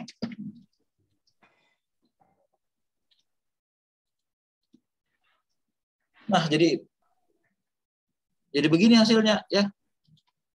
Oke lah, tadi kita bahas ya, hasil apa maksudnya bagus ya. Tapi dalam aplikasi ternyata begini. Kalau Anda jadi manajer ultrasound, jelas protes. Saya nggak dapat bonus tahun ini karena saya banyak kena denda. Dendanya karena ada retur barang, ada scrap yang banyak, pelanggan tidak puas. Tapi kepuasan pelanggannya meningkat pada Pak dari tahun sebelumnya di semester 1 itu. Ini kan 81 aja. Yang sebelumnya 78 Pak. Hah? Kita kan hanya menghitung di 6 bulan pertama Pak, 6 bulan pertama. Nah, yang first half of 2010. Oh iya. Ini saya berikan ilustrasi saja bahwa kalau kita menggunakan sistem bonus ini menyebabkan manajer justru mengalami apa? Penurunan hasil. Mengalami demotivasi, mereka dikenakan hukuman kalau nggak tercapai. Bayangin dengan sistem yang lama, masing-masing masih mendapatkan 85 dan 74. Beda banget ya. 85.000 sama 74.000. Nah, sekarang dia cuma terima 28,7.000 untuk yang peralatan medis. Yang peralatan ultrasound sama sekali tidak menerima tahun ini. Ya. Oke lah, tadi maksudnya bagus ya kan, mendorong manajer memperhatikan hal-hal lain selain laba. Tapi motivasi menurun Pak. Dia nggak dapat apa-apa justru. Gimana menurut Anda nih? Nah, sekarang berarti masuk ke poin ketiga, evaluasinya apa kalau cara begini nih? Bagus nggak ini? Apakah sesuai yang maksudnya tadi itu? Kalau manajer dikenakan hukuman, itu sama aja dengan punishment, ya kan? Didenda. Ya. Didenda. Dan itu drastis sekali dengan yang lama. Yang lama ini masih terima 85 dan 74. Ini terimanya 85.000. Ya. Ini dulu terimanya 74. Sekarang 0 putul. Ya, tidak ada sama sekali. Ya, bonus sebelumnya. Bagus nggak menurut Anda seperti ini? Kalau diaplikasikan. Berarti formulanya ini agak keliru nih. Ya. Gimana? Pendapat Anda gimana? Kalau cara seperti ini dipakai?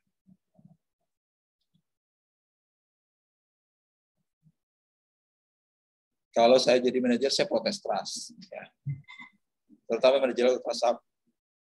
Nggak fair ini, cara gini nggak fair. Ya.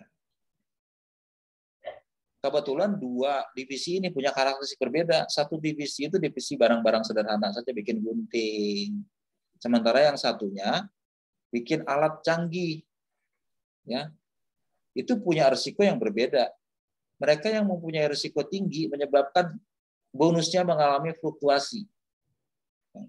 Mereka yang berada di divisi yang beresiko akan terdampak sekali kalau menggunakan cara seperti ini. Ide dasarnya bagus ya, tadi yang Ibu Dahlia bilang, itu bagus. Cuman aplikasinya kurang tepat kalau seperti ini. Nah, kalau dari pertanyaan apa yang kita sarankan, kita harus sarankan. Nggak mau seperti ini. Ya kan? Apa yang kita sarankan? Kita nggak mau cara seperti ini. Ini benar-benar merugikan kita. Ya. Karena manajer nggak dapat apa-apa, dia justru tidak terpancing untuk itu, karena justru dikenai hukuman, ya kan? Gimana? Apa saran kita untuk ini?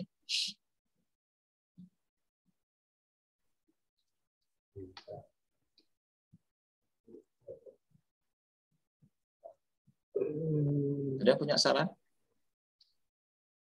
Apakah kita tidak usah mengenakan pengurangan? Kalau dia nggak tercapai ya diberi 0 saja, jangan dikurang. Ininya soalnya Pak ya Pak, punishment untuk pengurangan poinnya yang terlalu banyak mungkin Pak. Ya betul, terlalu besar ini. Ya.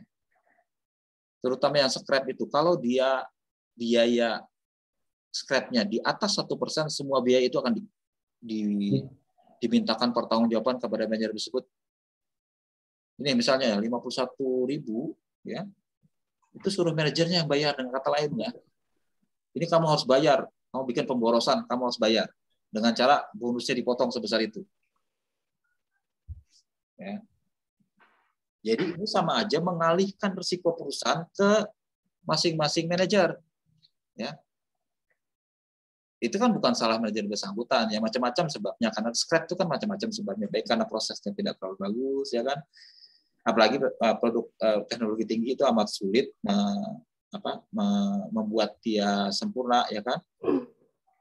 Dan juga ini misalnya dia kan inovatif sekali nih, bikin produk baru sampai 4, bahkan sampai ada 8, ya kan, diberikan penghargaan cuma 1.000 saja, ya. Itu juga penting, ya kan. 4.000 saja diberikan karena ada 4 ini dihasilkan. Yang ini sama sekali nggak menghasilkan, ini cuma 1 paling banter dia menghasilkan produk baru, kan, patennya.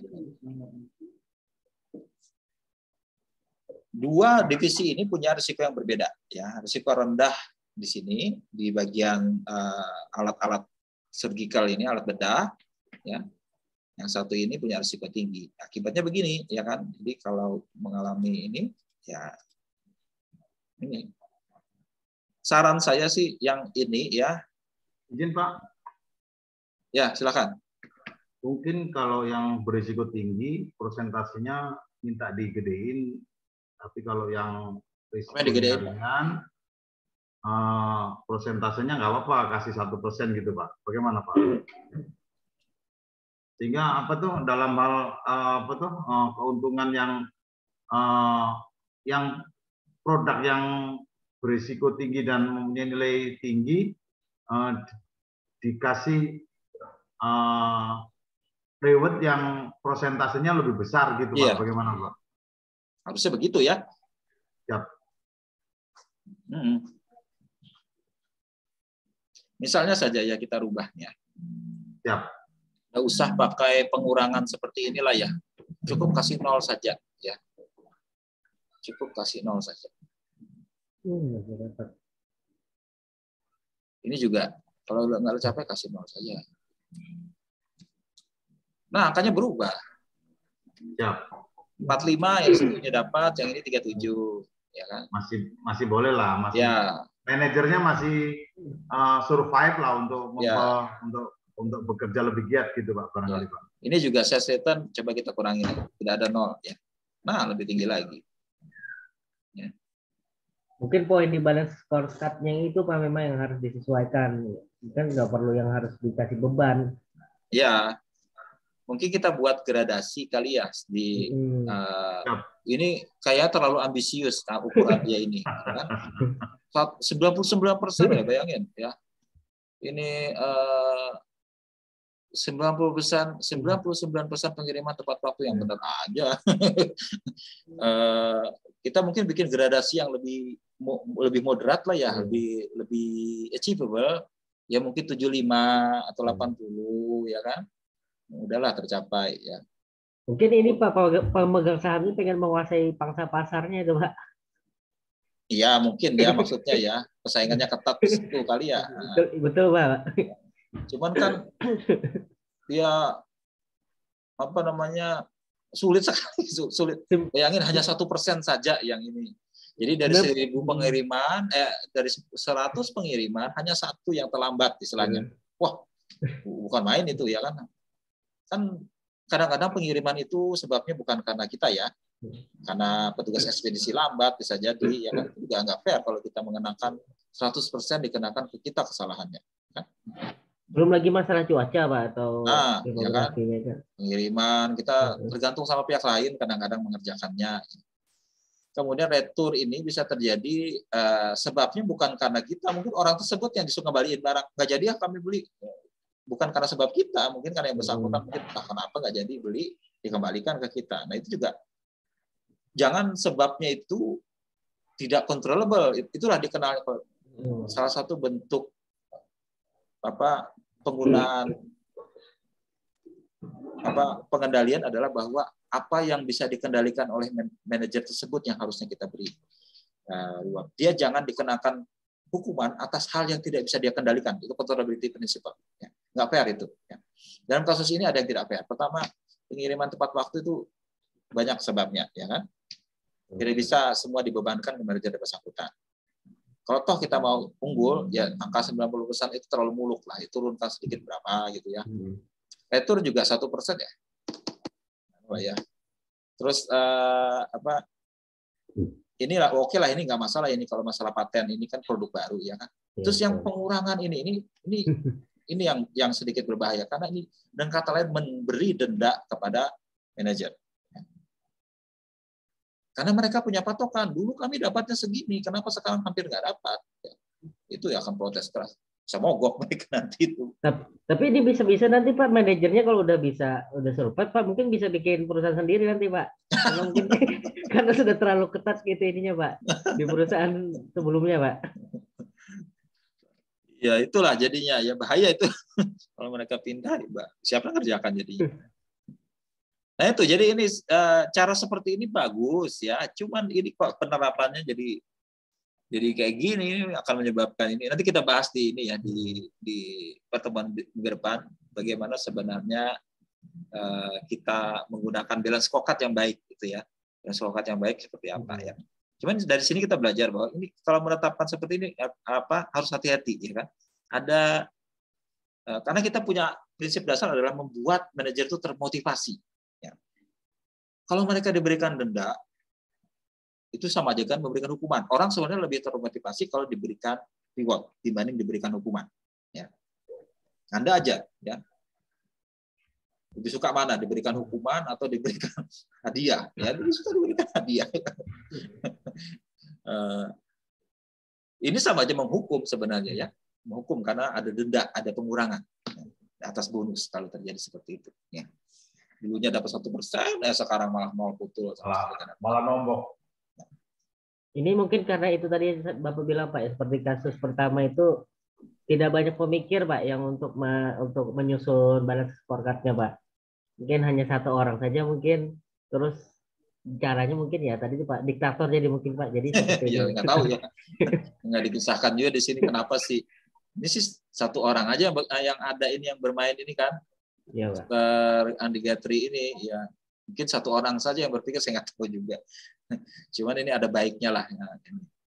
Tapi kita bisa berikan evaluasi ya kan bahwa ini kurang tepat karena membuat manajer justru tidak dimotivasi karena diberikan hukuman. Ya.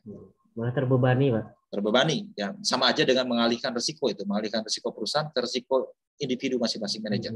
Ya. Karena ini risiko perusahaan sebenarnya, lambat dikirim segala macam itu kan berbagai macam bagian yang bertanggung jawab di situ, bukan hanya manajer yang bersangkutan. Ya. Dia bagian ekspedisi, bagian lain. Scrap itu misalnya berkaitan dengan mesin yang digunakan, ya kan. Kepuasan pelanggan itu macam-macam sebabnya, ya itu tidak sederhana sebenarnya. Kalau Anda belajar di manajemen pemasaran, ya kan, itu beraneka faktor yang menyebabkan mereka puas, ya. Tingkat sampai berapa dia minta nih? Ya agak muluk juga menurut saya, ini harus 90% ya. Kalau kita bikin skala ya antara sebenarnya 70% ke atas puas sebenarnya sudah cukup lah, itu sudah bagus loh ya. Ini dia minta 90%. Belum lagi perilaku konsumen itu kan biasanya berbeda-beda juga Pak ya dalam ini menanggapi kepuasan suatu produk yang mereka terima ya Pak. Iya. Kan dimensi kepuasan macam-macam kan, ke keandalan, ke pelayanan, orangnya yang bersangkutan, ya kan, macam-macam ya kan. Dan itu tidak sepenuhnya juga manajer bersangkutan yang menangani, ya kan. Iya betul. Ini karena alatnya alat kesehatan, ya kan. Misalnya orang puas apa tidak dengan alat itu, ya kan, itu sebagian besar itu karena alat itu kan harus dioperasikan, ya kan. Dia perlu pelatihan sendiri segala macam itu. Kadang-kadang mereka tidak puas karena mereka tidak tahu cara menggunakan, bisa jadi seperti itu, ya kan. Nah, bisa jadi Pak, betul. Oke, ya itu jadi evaluasi kita itu ya. Ini justru akan tidak memberikan efek sesuai yang diharapkan.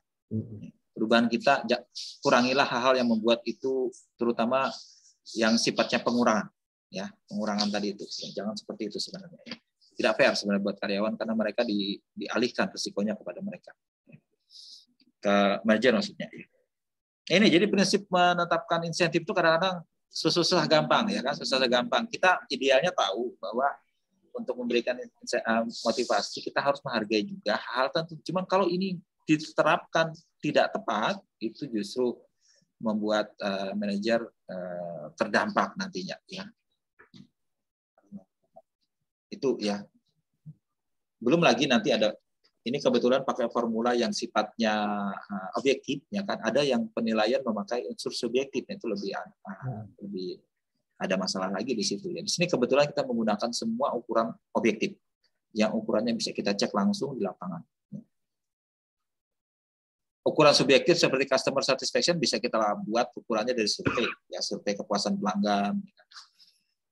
Kalau laba itu jelas dari akuntansi yang bikin berapa angkanya gitu ya. Oke, ini untuk jawaban yang kedua ya. Jawaban yang kedua, Anda bisa ada pendapat tambahan mengenai kasus ini atau ada pertanyaan berkaitan dengan kasus ini? Ya. Sama mungkin Pak, contohnya kasus biasanya kalau di perusahaan kan terkait absensi, misalkan kalau telat potong uang makan Pak ya, biasanya kan seperti itu Pak. Ya. Tapi kalau mereka yang lebih dari jam pulang nggak dapat apa-apa kan biasanya seperti itu, ada juga seperti itu Pak ya. Setelah kalau terlambat ya? Datang kena denda, kalau pulang kita terlambat nggak kena pagan. Iya. Karena kalau kita pulang terlambat itu hitungannya harus lembur, ya kan? Lembur.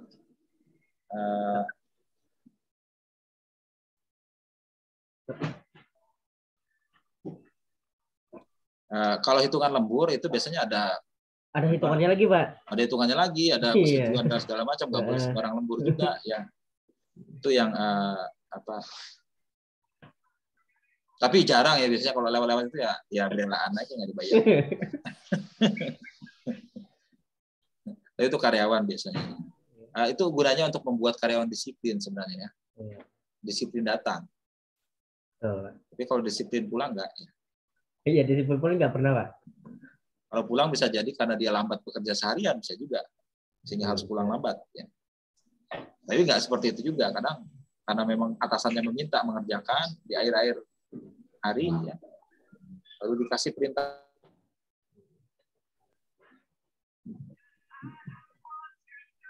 harus diberikan lembur kalau lewat dari batas waktu. Oke, ada tambahan berkaitan dengan ini atau komentar sebelum kita akhiri? Ya, jadi 2 kasus sudah kita bahas ya. Anda sudah bisa tahu bahwa pengendalian manajemen itu susah gampang ya kan, karena kita berkaitan dengan manusia. Ya. Bagaimana kita bawahan kita tuh manusia ya kan. Ini intinya sebenarnya bagaimana memanage bawahan ya kalau dalam pengendalian manajemen ini. Ya. Bawahan kita tuh manajer, kalau kita kan sesuai dengan strata manajemen dalam bentuk piramida seperti ini, ada top manajemen, middle manajemen. Kebanyakan ini bagaimana top manajemen bisa mengatur manajemen di bawahnya, baik middle maupun lower manager. Makanya fokus kita ke manajer di sini, manajer bonus buat manajer berapa? Karena dianggap manajer itulah yang bertanggung jawab untuk di unit itu. Kalau ada di pemerintahan jelas ada unit-unit tertentu kan, kepala dinas, bawahnya lagi kepala bagian, kepala seksi, kepala unit dan sebagainya. Oke, ada pertanyaan sebelum kita akhiri? Ya, nanti saya coba susun intinya ya. Oke. Berarti saya mau nanya, yang tadi yang paten apa tadi Pak? Paten filter itu loh Pak. Kan ada yang 0, terus yang di tengah tahun berikutnya dia 1, yang satunya 4 jadi 8. Kalau misalnya kita memberikan reward ke yang bisa memberikan apa tadi yang hak paten tadi itu, misalnya dari 4 ke 8 kan berarti itu termasuk peningkatan kan Pak. Nah misalnya kalau manajer yang bisa itu diberikan reward gitu, maksudnya dikasih ini jadinya kan nilainya kan nggak terlalu rendah kayak gitu, bisa nggak sih Pak? Bisa Bu. Jadi itu kan kalau paten itu kan inovasi ya, berarti yang bersangkutan melakukan inovasi, adanya produk baru. Nah, harusnya diberikan penghargaan lebih. Dia cuma ngasih 1.000 aja kalau kecil. Ya maksudnya itu kalau ditambahkan berarti kan nanti kan karyawannya kan pasti akan berpikir, oh kalau misalnya aku lebih inovatif berarti aku bisa dapat lebih misalnya kayak gitu kan Pak. Ya. Sesuatu yang dianggap penting harusnya diberikan sesuatu yang lebih bernilai juga. Ya. Yeah. Kalau misalnya itu berarti dengan kata lain ya, berarti manajemen menganggap itu nggak terlalu penting. Ya. Berarti itu penting. Yeah. Bisa ditambah Bu, bisa ditingkatkan. Ya. Penghargaannya untuk aspek-aspek yang sifatnya inovatif. Ya. Walaupun sebenarnya itu belum tentu menguntungkan loh ya. Kadang-kadang inovasi itu tidak bisa kita jalankan karena ada berbagai macam kendala. Cuman kita harus hargai inovasinya itu mungkin ada. Kalau misalnya di industri farmasi misalnya, semua penemuan macam-macam itu kadang-kadang obat yang dihasilkan itu bukan kadang-kadang gagal dipasarkan karena ada efek samping dan sebagainya. Tapi kadang-kadang obat yang tidak diduga semula itu bisa jadi obat yang buat penyakit lain. Justru punya nilai ekonomis, jadi tetap aja perlu dihargai sebenarnya inovasi. Misalnya obat Viagra itu dulu obat jantung, ya. Tapi ternyata punya efek samping yang menyenangkan justrunya. Jadi justru lebih laku dijual sebagai obat disfungsi ereksi kalau buat kedokteran ya. Mereka nggak mengira dulunya yang membuat itu akan jadi efek begitu, ya. Padahal itu obat jantung dulunya. Jadi gagal di sini bisa untung di sana kalau seperti itu. Itu kan inovasi. Ya itu ya. Itu Bu Dahlia ya bisa kalau memang itu dianggap penting harusnya nilainya harus diberi nilai tinggi ya. Kita harus fair memberikan penghargaan yang mana yang tinggi, sekaligus jangan juga mengenakan sesuatu yang tidak sepenuhnya bisa dikendalikan oleh manajer tersebut. Jadi harus memahami betul yang dia kendalikan apa itu harusnya diberikan sesuai dengan itu. Oke, itu prinsip-prinsip dasar dalam evaluasi kinerja. Ya. Itu ada lagi pertanyaan? Sudah jam 10. Ya. Cukup Pak. Ya. Cukup. Bagaimana? Oke, kalau sudah nggak ada lagi ya. Atau Pak Ijudin ada pertanyaan Pak Ijudin? Izin Pak, nggak ada Pak. Kitanya bekerja siap Pak. Baik, jazakallah kabar Pak Jedin. Iya, alhamdulillah baik Pak. Mama Pak, Ulun agak tadi keluar ke kantor lembur Pak. Jadi saya sebagian kalau disimak Pak. Iya. Absennya bagaimana Pak? Absen. Absen belum di anu ya, Bu Taskia belum kirim ya. Oke. Betul, belum Pak. Absennya saya ini aja ya, saya foto aja kali ya ini ya. Nanti saya cek satu-satu di ini aja. Kalau silakan kalau dibuka kamera lebih afdal lagi ya. Saya foto aja ya. Enak dipoto, Bay. Ya. Mana yuk? Buat absen, karena Mbak Taskia lupa kirim absen ini. Sebentar.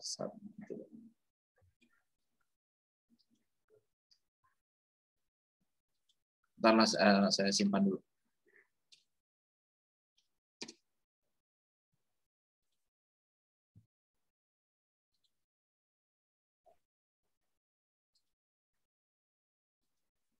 (51) banyaknya lah.